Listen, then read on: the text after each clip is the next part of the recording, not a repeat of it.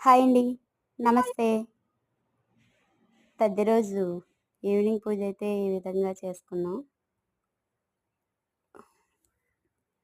పేరంటాళ్ళందరికీ కూడా సెపరేట్ దీపారాధన అయితే చేశారు. తర్వాత మేమంతా కలిసి చెరువు దగ్గరికి వెళ్ళాం.